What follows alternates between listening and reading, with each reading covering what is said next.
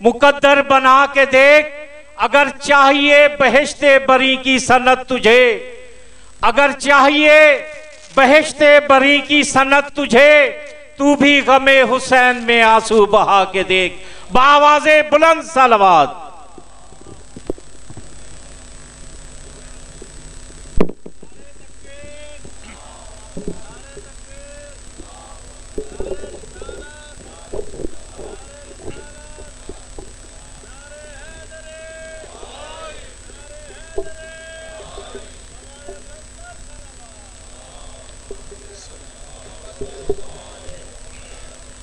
فاتحہ بسم اللہ الرحمن الرحیم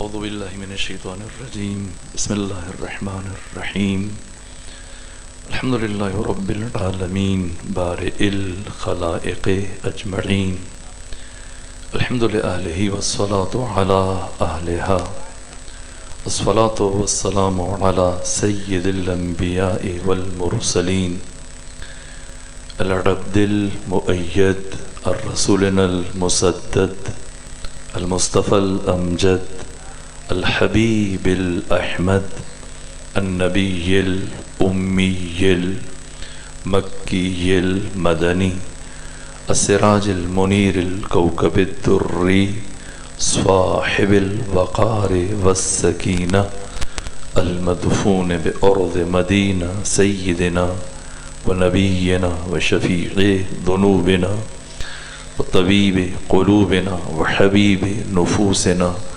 ومولانا ابی القاسم محمد المصطفى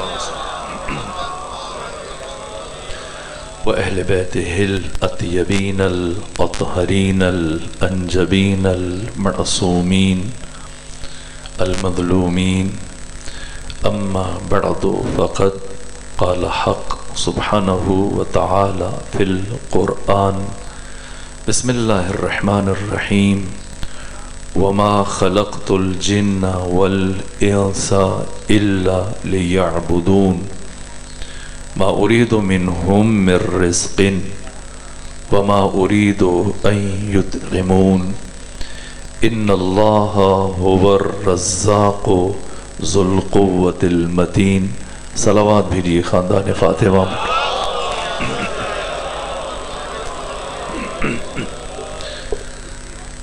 ساری رات آپ نے مسلسل ذکر اور عبادت میں بسر کی۔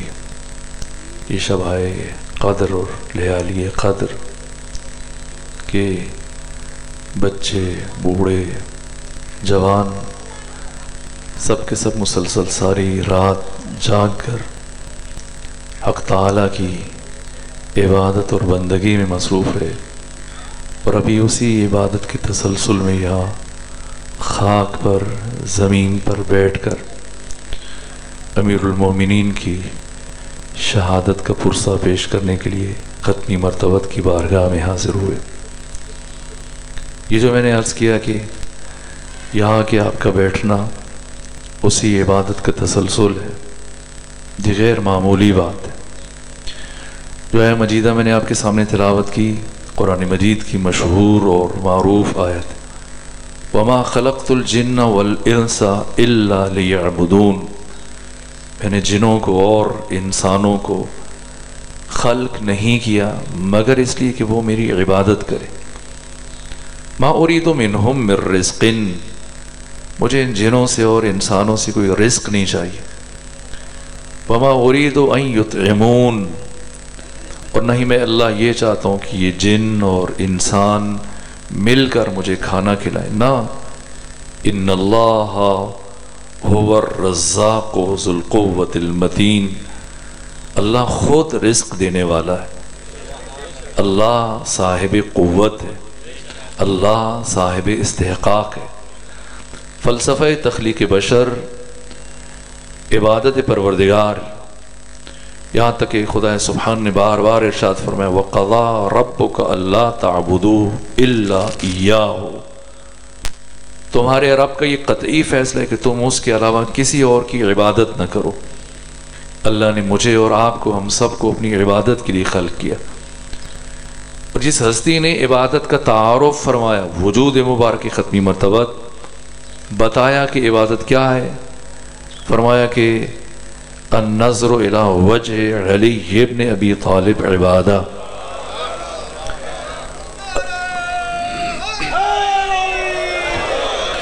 اور عجیب یہ ہے کہ اس روایت کو محب طبری نے خلیفہ اول اور ان کی دختر گرامی سے ام المومنین عائشہ سے نقل کیا۔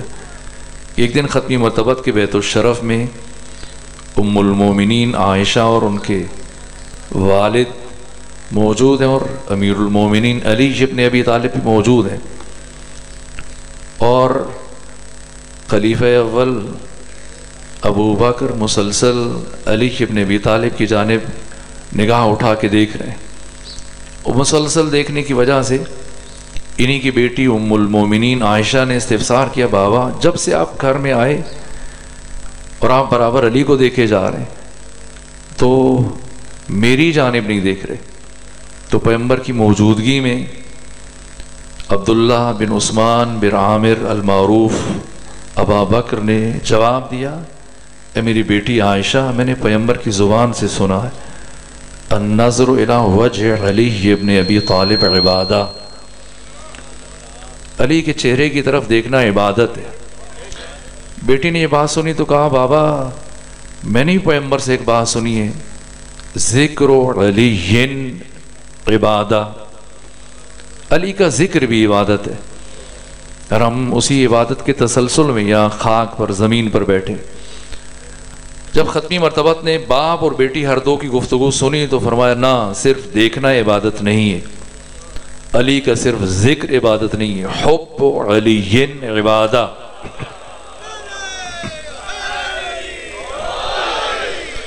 علی سے محبت کرنا بھی عبادت ہے۔ سوال یہ کہ اللہ نے ہمیں عبادت کے لیے خلق کیا، اور پیغمبر فرما رہے ہیں کہ علی کو دیکھو خدا کی عبادت ہے، علی کا ذکر کرو خدا کی عبادت ہے، علی سے محبت کرو خدا کی عبادت ہے۔ کیا ربط ہے ان دو باتوں میں کہ دیکھو علی کو عبادت خدا کی، ذکر علی کا عبادت خدا کی، محبت علی سے عبادت خدا کی؟ یہ بات سمجھنا بہت اہم ہے، اور یہ بات مولا متقیان کے تمام تر فضائل میں اساس اور بنیاد ہے۔ اس سوال کو اور اس طرح کی بیسیوں اور سینکڑوں سوالوں کا جواب تلاش کرنا ناگزیر ہے کہ علی کون ہے کہ جن کے چہرے کو دیکھنا عبادت ہے، جن کا ذکر عبادت ہے، جن سے محبت کرنا عبادت ہے، یہاں تک کہ حق تعالیٰ نے خیر اور شر کے درمیان، نیکی اور بدی کے درمیان، اچھائی اور برائی کے درمیان، حق اور باطل کے درمیان، کفر اور اسلام کے درمیان، ایمان اور نفاق کے درمیان، یہاں تک کہ شجروں کی طہارت اور شجروں کی نجاست کے درمیان ذات امیر المومن کو حد فاصل، میزان اور معیار قرار دیا۔ یہ غیر معمولی بات ہے۔ بالآخر یہ علی کون ہے جن سے متعلق پیغمبر فرما رہے کہ یا علی لا یحبک الا طاہر الولادہ ولا یبغضک الا خبیث الولادہ، اے علی تجھ سے محبت صرف وہی رکھے گا جس کی ولادت میں طہارت ہوگی۔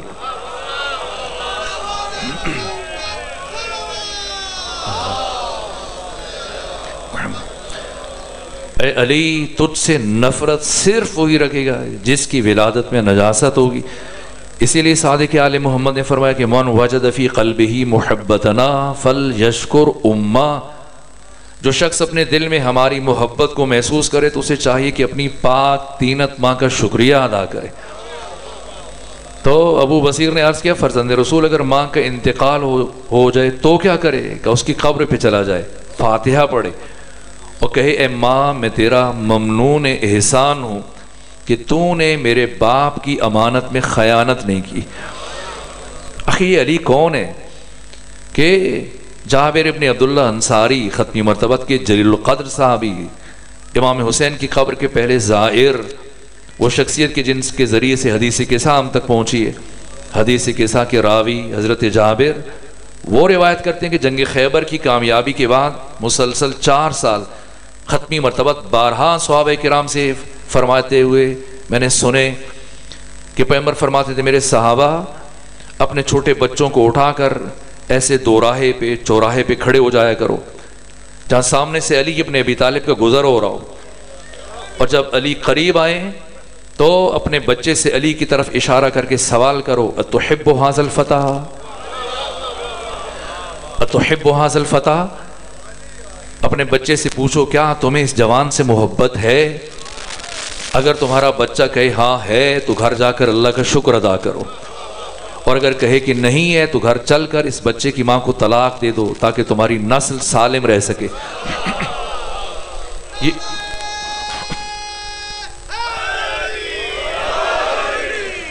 یہ علی کون ہے؟ تاریخ بشر میں کسی انسان کے نہ اتنے زیادہ دوست ہیں نہ کسی انسان کے اتنے زیادہ دشمن ہیں۔ دوست دوستی میں شدید ہیں اور دشمن دشمنی میں شدید ہیں۔ خود امیر المومنین فرماتے ہیں کہ اگر میں اپنے کسی محب کو زمین پر گرا کر اس کی گردن پہ تلوار رکھ دوں یا اپنی چھڑی سے اس کی ناک پہ ضربے ماروں، اس سے کہوں مجھ سے اظہار برات کرو ورنہ قتل کر دیے جاؤ گے، تو اپنی جان قربان کر دے گا لیکن مجھ سے اظہار برات نہیں کرے گا۔ اور اگر میرے دشمن سے یہ مطالبہ کیا جائے کہ تمہیں پوری کائنات کی حکومت دے دی جاتی ہے، علی سے محبت کرو، تو وہ مجھ سے محبت نہیں کرے گا۔ دوست دوستی میں شدید ہیں اور دشمن دشمنی میں شدید ہے۔ اس لامحدود محبت کا راز کیا ہے؟ ساری رات جا کر آپ عبادت کرتے رہے، ذکر کرتے رہے، نوحے پڑھتے رہے، سینہ زنی کرتے رہے۔ ابھی برابر میں جوانوں کو دیکھتا رہا، آپ کے ساتھ میں جلوس اضحیٰ میں شریک ہوا، شامل ہوا، اپنے سینے ان کے ماتم اور سینہ زنی کے سبب سے سرخ ہو، برابر ماتم کیے جا رہے ہیں۔ اپنے آرام کی پرواہ، ساری رات جاگنے کے بعد ابھی خاک پر بیٹھ کر علی کی بات ہو رہی ہے، علی کا ذکر ہو رہا ہے۔ سوال یہ علی کون ہے؟ علی کی ابدیت کا راز کیا ہے؟ علی کیوں ابدی ہے؟ علی کیوں سرمدی ہے؟ علی کیوں لازوال ہے؟ علی کیوں آفاقی ہے؟ علی کیوں یونیورسل ہے؟ علی کیوں ہمگیر ہے کہ تمام تر دشمنیوں اور سازشوں اور مخالفتوں کے باوجود تاریخ بشر میں، تاریخ انسانیت میں کسی انسان کی اتنی زیادہ مخالفت اور دشمنی نہیں کی گئی جتنی مخالفت اور دشمنی علی ابن ابی طالب کے ساتھ روا رکھی گئی۔ برابر 90 سال خطبات جمعہ میں 3 بر اعظموں میں ہر خطیب نماز جمعہ کے خطبہ میں مولا متقیان کی کردار کشی کرتا تھا، آپ پر لعن طعن کرتا تھا، توہین اور بے ادبی کرتا تھا، اور اس کے بعد بھی مسلسل ہر طبقہ بنام دین علی سے دشمنی کی گئی۔ لیکن علی ابن ابی طالب علیہ آلاف و تحید و ثنا کی عظمت و فضیلت کا آفتاب عالمتاب جس طرح آج سے 1400 سال پہلے آسمان امامت و ولایت پر مینار نور بن کر انسانیت اور بشریت کی ہدایت کا فریضہ سر انجام دے رہا تھا، آج 1400 سال گزرنے کے باوجود علی ہر باضمیر اور ہر شریف انسان کے دل پر حکومت کر رہا ہے۔ علی کی ابدیت کا راز کیا ہے؟ علی کیوں سرمدی ہیں؟ کیوں علی سے محبت کرنا ایسا ہے جیسے خود خدا سے محبت کرنا؟ کیوں امام احمد ابن حنبل جیسی شخصیت نے حدیث ختمی مرتبہ سے نقل کی کہ ولایت علی ولایت اللہ، علی کی ولایت خدا کی ولایت ہے، وحبہ حب اللہ، علی سے محبت کرنا ایسا ہی ہے۔ بس میں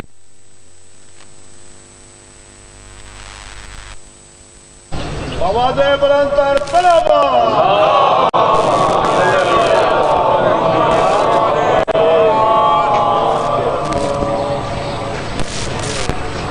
برائے تعجیل ظہور امام زمانہ بلند تر طلبا۔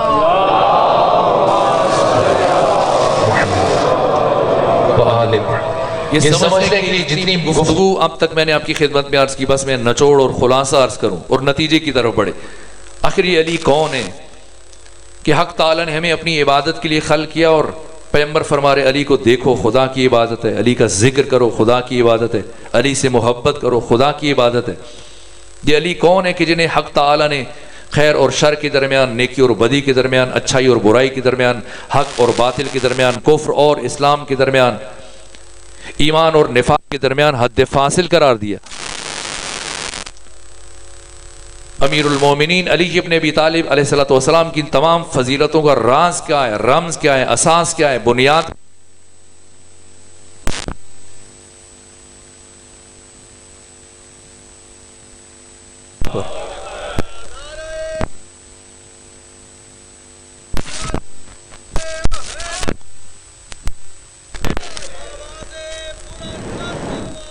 اللہ صلی علی محمد۔ بس میں وسیلہ ساتھ نہیں دے رہا، اور ایسا وسیلہ نہیں ہونا چاہیے جو انسان کا ساتھ چھوڑ جائے، اس لیے ہم نے دنیا و آخرت میں علی اور اولاد علی کو اپنے لیے وسیلہ منتخب کیا۔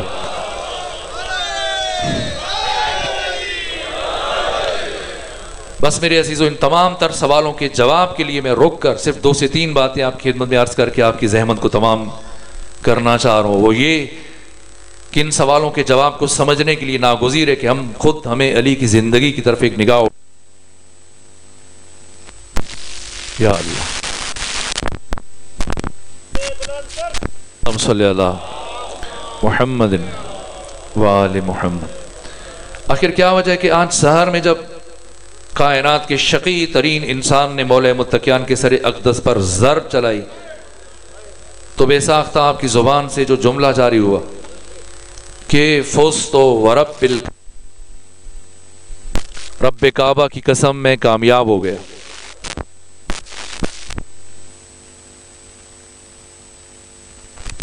آپ کی زبان اطہر سے جو کہ اللہ کی قسم علی کامیاب ہو گیا۔ سمجھنا ہوگا کہ علی کون ہے۔ علی کے نور کے ظہور کے لیے حق تعالی نے اپنے گھر کا انتخاب کیا۔ تاریخ آدم میں، تاریخ عالم میں، تاریخ بشر میں، تاریخ انسانی میں علی وہ واحد انسان ہے کہ جن کے نور کے ظہور کے لیے اللہ نے اپنے گھر کا انتخاب کیا۔ امام الانبیاء سید الرسول ختمی مرتبت کی ولادت بھی خانہ کعبہ میں نہیں ہوئی، جن سے متعلق خود علی یہ فرما رہے ہیں کہ انا عبد من عبید محمد، میں محمد کے غلاموں میں سے غلام ہوں۔ اس کے باوجود آقا ختمی مرتبت کی ولادت کعبہ میں نہیں ہوئی۔ کیوں پیغمبر کی ولادت کعبہ میں نہیں ہوئی اور کیوں علی کی ولادت کعبہ میں ہوئی؟ اور استاد حق شہید مرتضیٰ مطہری نے یہ سوال قائم کیا کہ کیا خانہ کعبہ کے علاوہ کسی اور مقام پر مولا متقیان کی ولادت ہو سکتی تھی؟ جواب دیا نہیں ہو سکتی تھی۔ کیوں پیغمبر کی ولادت خانہ کعبہ میں نہیں ہوئی؟ کہا اس لیے کہ پیغمبر اللہ کے جمال کے مظہر ہیں۔ پیغمبر اکرام اسلام کائنات کی شجاع ترین شخصیت، 83 جنگوں میں سے خود 27 غزوات میں بنفس نفیس شرکت فرمائی۔ آپ کے ہاتھ میں تلوار ہے، سب سے اول، سب سے پہلے، سب سے آگے۔ امیر المومنین نہج البلاغہ میں فرماتے ہیں کہ جب گھمسان کا رن پڑتا تو دشمن کی طرف سے تیروں، تلواروں اور نیزوں کی بارش ہوتی تھی تو صحابہ کرام پیغمبر اکرام اسلام کے دامن میں پناہ لیتے تھے۔ ایسا نہیں کہ پیغمبر پیچھے بیٹھ کے ہدایات جاری کرتے ہوں کہ ایسے لڑو، ایسے جنگ کرو، نہ، خود سب سے اول، سب سے آگے، سب سے پہلے، کائنات کے شجاع ترین انسان ہیں۔ آپ کے ہاتھ میں تلوار بھی ہے۔ آپ نے اب تک کتابوں کا مطالعہ کیا ہوگا، علماء سے استفادہ کیا ہوگا۔ مجھے کیا کوئی آپ میں سے فرد بتائے کہ ختمی مرتبت نے زندگی میں کسی ایک کافر کو بھی قتل کیا ہے؟ کیا تلوار چلانا نہیں جانتے تھے؟ 27 جنگوں میں تلوار آپ کے ہاتھ میں ہوتی تھی، قتل کرنا بجائے خود کسی کافر کو زخمی تک نہیں کیا۔ کیوں؟ اس لیے کہ پیغمبر اکرام اسلام اللہ کے جمال کے مظہر ہیں۔ وما ارسلناک الا رحمت للعالمین، ہم نے آپ کو تمام جہانوں کے لیے صرف رحمت بنا کے بھیجا۔ اور علی اللہ کے جلال کے مظہر ہے۔ اور یہ شہید مرتضیٰ مطہری نے بیان کیا کہ روئے زمین پر اس کائنات میں سوائے اللہ کے گھر خانہ کعبہ کے کوئی بھی دوسرا مقام اللہ کے جلال کے ظہور کی تجلی کو تحمل کرنے کی صلاحیت نہیں رکھتا تھا۔ اس لیے علی کی ولادت کعبہ میں ہوئی اور آپ کی شہادت مسجد کوفہ میں۔ کیوں؟ اس لیے کہ علی اللہ کا جلال اور اللہ کے جلال کی شہادت کے بارے گراں کو سوائے اللہ کے گھر مسجد کوفہ کے کوئی بھی دوسرا مقام تحمل کرنے کی صلاحیت نہیں رکھتا تھا۔ علی جب اللہ کے گھر میں آئے پہلا کام سجدہ کیا، اور علی جب اللہ کے گھر سے رخصت ہوئے آخری کام پروردگار کی بارگاہ میں سجدہ کر رہے تھے۔ علی کی ساری زندگی ان دو گھروں کے درمیان اور ان دو سجدوں کے درمیان گزر گئی. ان دو گھروں اور دو سجدوں کے درمیان علی نے 63 سال گزارے. اور علی کی زندگی کا کمال یہ، اور ان تمام تر سوالوں کا جواب یہ، جتنے سوال میں نے آپ کی خدمت میں قائم کیے کہ کیوں علی کو دیکھنا عبادت ہے، کیوں علی کا ذکر عبادت ہے، کیوں علی سے محبت کرنا خدا کی عبادت ہے، کیا ربط ہے ان باتوں میں. علی کی زندگی کا کمال یہ ہے کہ ان 63 سالوں کے کسی ایک لمحے کے کروڑویں حصے میں بھی علی ابن ابی طالب نے کسی بشر کو اپنی جانب متوجہ نہیں ہونے دیا، ہمیشہ خدا کی طرف بلایا.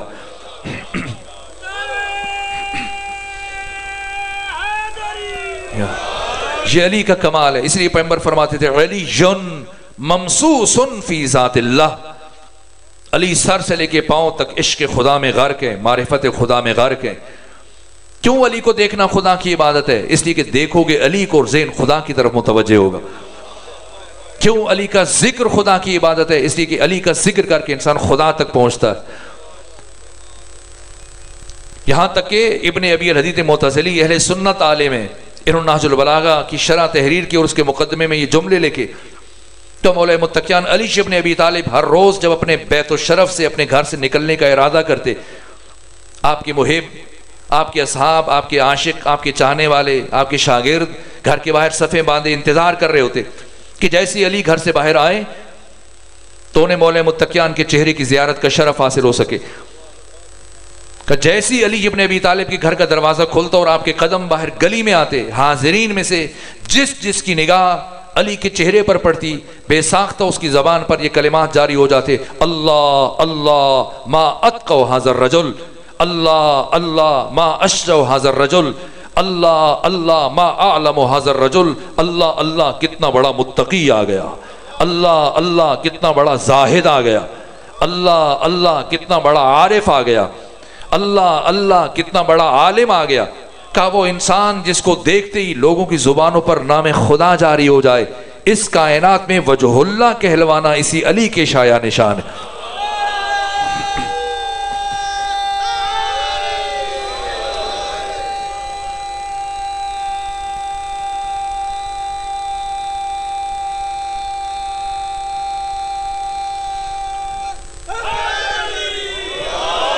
میں نے گفتگو سمیٹ لی، اسی لیے اسباب خود شناسائی نہ خود سنائی اپنا تعارف کرواتے ہوئے مولا متقیان نے فرمایا انا آیت اللہ العظمی، انا آیت اللہ الکبریٰ، ما للہ آیت اکبر منی.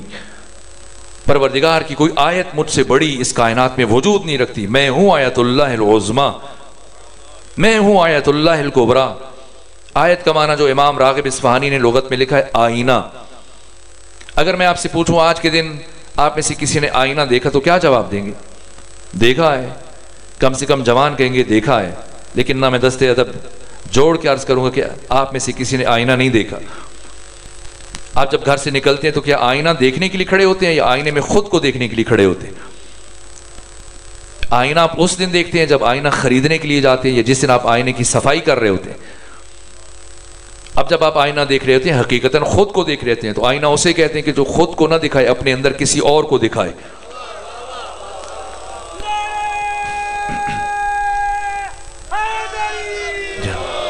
علی فرما رہے کہ میں ہوں آئینہ پروردگار. کیوں علی علیہ الصلوۃ والسلام نے ضربت لگتی جو پہلا جملہ زبان سے جاری کیا، فزت ورب الکعبہ، رب کعبہ کی قسم علی کامیاب ہو گئے. اس لیے کہ علی نے ایک لمحے میں اپنی پوری 63 سالہ حیات طیبہ کو دیکھا اور علی کو اپنی زندگی میں صرف اور صرف آغاز سے انجام تک خدا نظر آیا. یہ علی کی کامیابی. اسی لیے فرمایا میں ہوں آئینہ پروردگار. اسی لیے علی کو دیکھنا عبادت ہے، اسی لیے علی کا ذکر عبادت ہے. گفتگو تمام ہوئی. ہم لوگوں میں اب دیکھیں کسی کو چھوٹا سا کام کرنے کی توفیق حاصل ہو جائے، مسجد بنا دے، کوئی یتیم خانہ تعمیر کرے، مدرسہ بنائے، کوئی راستہ تعمیر کر دے، ایک بڑی سی تختی لگاتا ہے کیونکہ جب تک تختی نہ لگائے تو پھر پتہ نہیں چلے گا خدا کو کہ یہ کام کس نے کیا ہے. لیکن وہ مشکل ترین جنگ کے جو بھی جاتا تھا میدان جنگ میں، بقول اظہر حسن زیدی مرحوم کے، جنگ خیبر، بہت سارے لوگوں نے تباہ آزمائی کی اور کوشش کی، اور جب جاتے تھے ہاتھ میں جھنڈا لے کر اور واپسی پہ اتنی سرعت سے آتے تھے کہ ہاتھ میں ڈنڈا لے کے آ جاتے تھے. اور پھریرا وہیں اڑ جاتا تھا، رہ جاتا تھا. یہ مشکل جنگ، یہاں تک کہ اس جنگ خیبر میں جب کہ یہودی اترانے لگے اور غرور اور تکبر اور نخوت میں مبتلا ہوئے اور مطمئن ہو گئے کہ اب مسلمان یہ قلعہ خیبر فتح نہیں کر سکتے، چونکہ قاموس نامی پہاڑی تھی، اس کی چوٹی پر یہ قلعہ تھا. تو یہاں ختمی مرتبت نے فرمایا کہ لَأُوتِيَنَّ الرَّايَةَ غَدًا رَجُلًا كَرَّارًا غَيْرَ فَرَّارٍ، کل میں علم دوں گا اسے جو مرد ہوگا، کرار ہوگا، غیر فرار ہوگا، جم کر رک کر حملے کرنے والے ہوگا. مولا متقین گئے، ختمی مرتبت نے آپ کو اپنا امامہ پہنایا، آپ کے ہاتھ میں تلوار حمائل کی اور روانہ کیا. علی گئے اور وہ مرحلہ مقداد بن اسود ختمی مرتبت کے وہ عظیم الشان صحابی جن سے متعلق پیغمبر فرماتے کہ مقداد کا مقام میرے تمام صحابہ میں وہی ہے جو حروف تہجی کے درمیان الف کا ہوتا ہے. مقداد بن اسود روایت کرتے کہ مولا متقیان امیر المومنین علی ابن ابی طالب نے جب در خیبر میں ہاتھ ڈالا، ایسا نہیں کہ دروازہ زمین پر پڑا ہوا تھا، نہ، قلعے کے اندر نصب تھا، اور جب دروازہ اکھاڑنے کے لیے حضرت نے ہاتھ ڈالا، اس ایسے محسوس ہو رہا تھا جیسے پوری خیبر کی سرزمین پر زلزلہ آ رہا. اور پھر ایک جنبش دست سے امیر المومنین نے وہ دروازہ جسے 20 لوگ مل کر کھولتے تھے اور 20 لوگ مل کر بند کرتے تھے، حضرت نے اکھاڑا اور اکھاڑتی فضا میں اچھال دیا. اب مبادا لوگ علی کے سامنے سجدہ ریز ہو جاتے کہ ایک انسان اتنا بڑا کام کیسے کر سکتا ہے. اسی لمحے علی کی زبان سے یہ جملے جاری ہوئے، خبردار، یہ دروازہ علی نے اپنی طاقت سے نہیں اکھاڑا، یہ تو اس کی دی ہوئی طاقت تھی. یہ علی کا کمال ہے.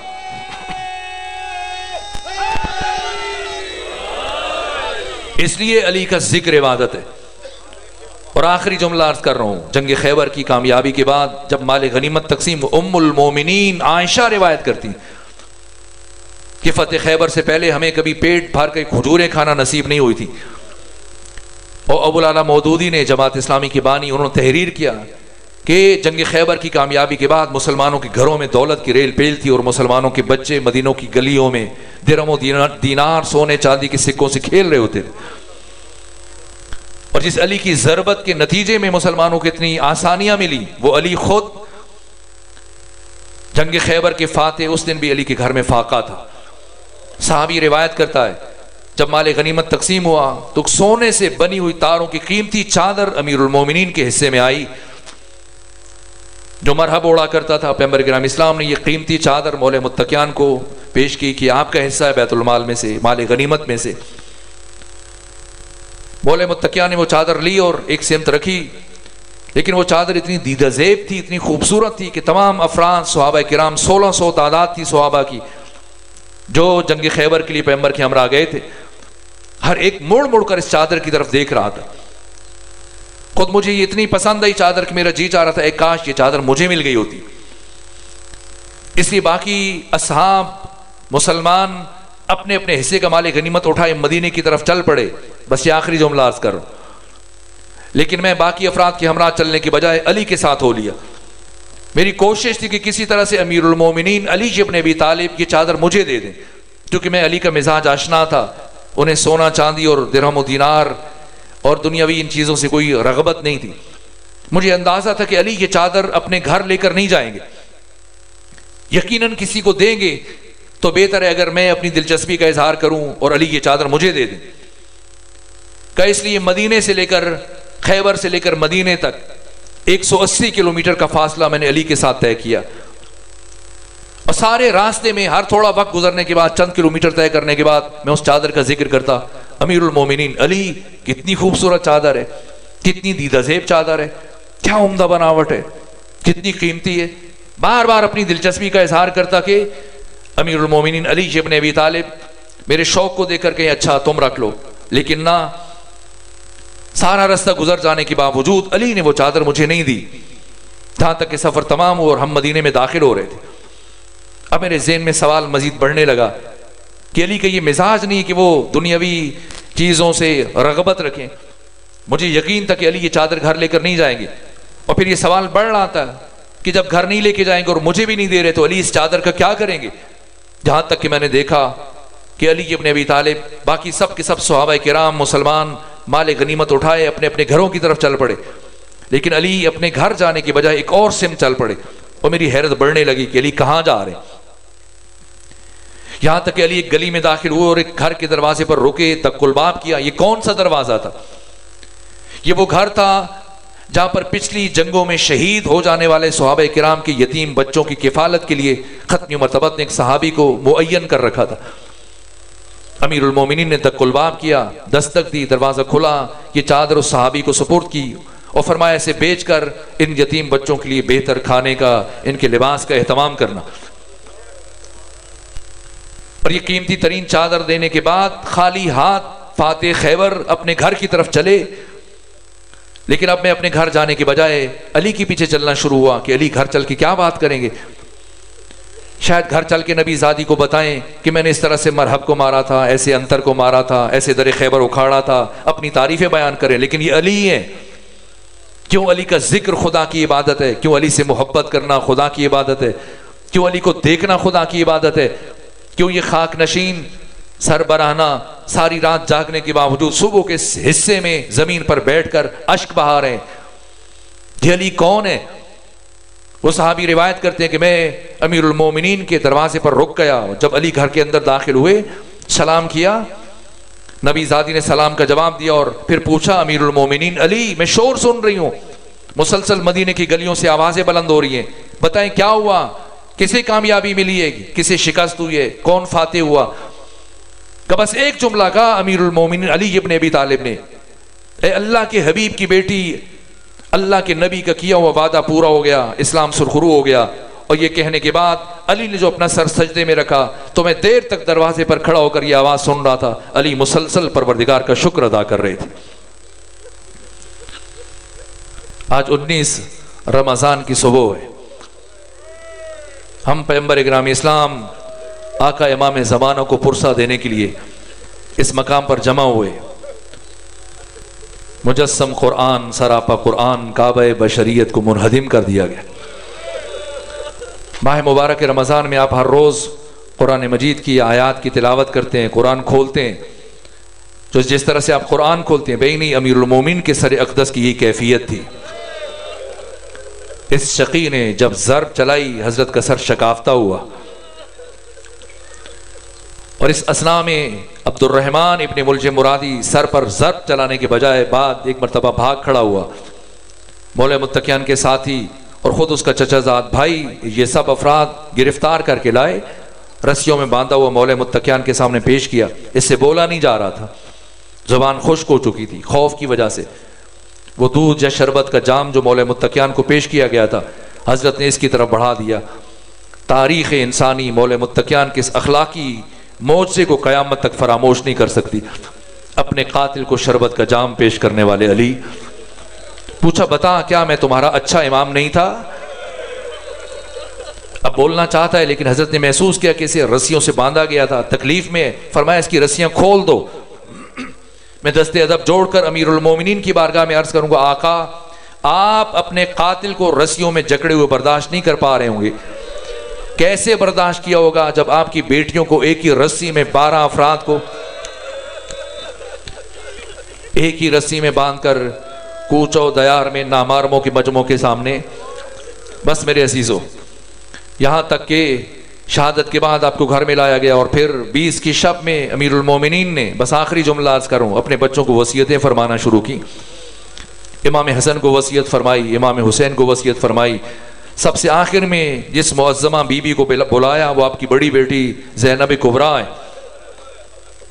وارث منبر سلونی، باب مدینۃ العلم، کائنات کی فصیح اور بلیغ خطیب علی۔ لیکن اب زبان ساتھ نہیں دے رہی، اپنی بیٹی سے کچھ کہنا چاہتے ہیں لیکن ہچکی بن گئی، یہاں تک کہ اشارے سے قریب کیا اور فرمایا بیٹی زینب اپنا کان میرے دہن کے قریب لے کر آئیے۔ بس میرے عزیزو، آپ کو بہت زحمت دی اور آپ مسلسل رات سے جاگ رہے ہیں، اسی نظر نہیں کر رہے ہیں۔ آخری جملہ عرض کر رہا ہوں، یہاں تک کہ ثانیہ زہرا اپنا کان مولا متقیان کے دہن کے قریب لے کر گئیں۔ حضرت نے کچھ جملے کہے جس کے بعد حضرت کی شہادت ہو گئی، اور اب باقی افراد کو معلوم نہ ہو سکا کہ باپ نے بیٹی سے کیا بات کی۔ جہاں تک کہ 20 سال گزر گئے، پھر کربلا آئی 61 ہجری میں، کربلا کے بعد کوفہ، کوفہ کے بعد شام، ثانیہ زہرا نے تاریخ انسانی کا مشکل ترین سفر طے کیا، مسلسل 19 دن بے پالان شتر کی پشت پر۔ یہ سفر کیسا سفر ہے اگر کوئی سمجھنا چاہے، صحابی رسول حضرت ابو ذر غفاری کو جب 3 دن بے پالان شتر کی پشت پر بٹھا کر ربضہ منتقل کیا گیا تھا تو مرد صحرا تھے، سخت جان تھے، اس کے باوجود ان کی رانوں کا گوشت گل چکا تھا۔ مسلسل 19 دن پے پالان شتر کی پشت پر ان بیویوں کو، بچوں کو سید سجاد کی سرپرستی میں شام پہنچایا گیا۔ پھر برابر 3 دن شام شہر کے دروازے پر بٹھایا گیا۔ بازار سجائے جا رہے تھے، دربار سجائے جا رہے تھے۔ پھر پہلے مرحلے میں بازاروں سے گزارا گیا، کیسے استقبال کیا گیا۔ آگے آگے مغنیاں تھیں، طوائفیں تھیں، ناچنے والی خواتین تھیں، گانے گائے جا رہے تھے، اور جس توہین جس طرح سے کن گلیوں سے بردہ فروش، وہ گلیاں جہاں پر غلام اور کنیزوں کو فروخت کیا جاتا تھا۔ اور میں نے پڑھا ہے کہ بعض خواتین اپنے گھر کی چھتوں پر گرم کھولتا ہوا پانی لے کر گئی تھی، اور بیویاں اور بچے جہاں سے گزر رہے تھے یہ گرم کھولتا ہوا پانی ان کے سروں پر گرایا جا رہا تھا۔ اتنے پتھر مارے گئے، ان بیویوں کے لیے راستہ چلنا مشکل ہو گیا۔ اس کے باوجود میں نے پڑھا ہے ثانیہ زہرا کوہنیوں کے بل چلی لیکن رکی نہیں، سارا سفر طے کیا۔ کہاں رکی ہیں؟ بس اس بات کا جواب دینے کے لیے، کہاں رکی ہیں؟ یہاں تک کہ یزید کے دربار کے دروازے پر پہنچی تو بی بی زمین پر بیٹھی۔ ایک مرتبہ سید سجاد آگے بڑھے، پوچھا پھوپھی اماں گھبرا گئی ہیں؟ پھوپھی اماں پریشان ہیں؟ فرمایا نہیں سید سجاد گھبرائی نہیں۔ کہا پھر کیوں بیٹھی ہیں؟ فرمایا سنو سید سجاد، آج سے 20 سال پہلے 40 ہجری میں جب میرے بابا علی کے سر پر ضرب لگی تھی اور اپنی شہادت سے کچھ لمحے پیشتر انہوں نے اپنے قریب بلا کر میرے کان میں کچھ کہا تھا، پھر ان کی شہادت ہو گئی تھی۔ پھر 20 سال بنو ہاشم کی خواتین مجھ سے پوچھتی رہی علی کی بیٹی بتائیں آپ کے بابا علی نے آپ سے کیا کہا تھا؟ میں نے کبھی کسی کو کچھ نہیں بتایا، آج زندگی میں پہلی مرتبہ آپ کو بتانے لگی ہوں۔